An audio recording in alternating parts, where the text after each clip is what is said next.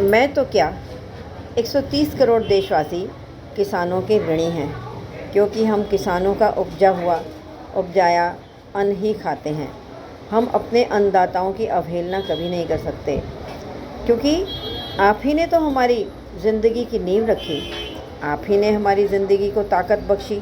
तभी तो हम सब 130 करोड़ देशवासी अपने अपने कार्य क्षेत्रों में डटकर खड़े होने का साहस करते हैं। आपने न सिर्फ हमारे बल्कि विदेशों में भी अपनी ताकत का परचम लहराया। शास्त्री जी कहते थे, जय जवान जय किसान। बहुत अच्छा लगता है ये नारा, क्योंकि हमारे जवान और हमारे किसान दोनों ही के हम ऋणी हैं और ऋणी रहना भी चाहिए।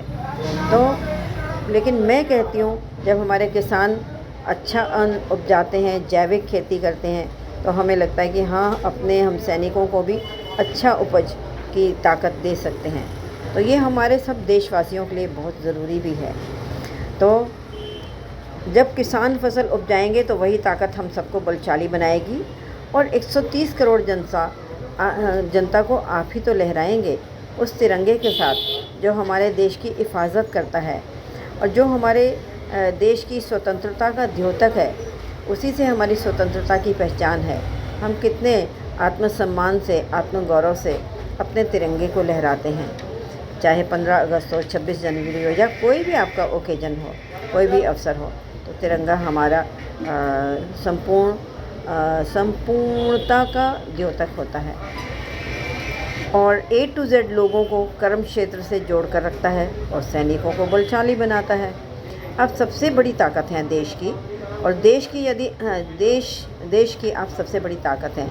यदि आपके साथ कोई भी अत्याचार करता है तो ये पूरे देश का दुर्भाग्य ही होगा। ईश्वर आपको न्याय दे और नेताओं को सद्बुद्धि।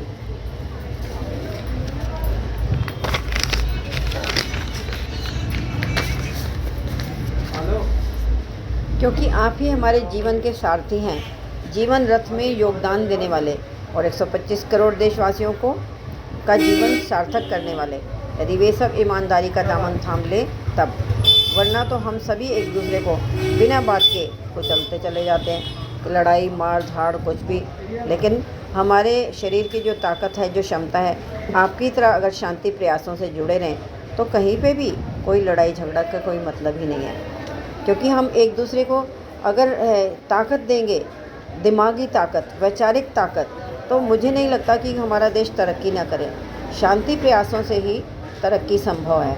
तो प्रगति के जो हम शांति के प्रयास करते हैं और प्रगति का प्रभात हमें चाहिए, वो प्रगति जिसमें सारे देशवासी अपने अपने कार्यों में जुटे रहें और अपने अपने कार्यों के चलते देश को समृद्धशाली बनाएं।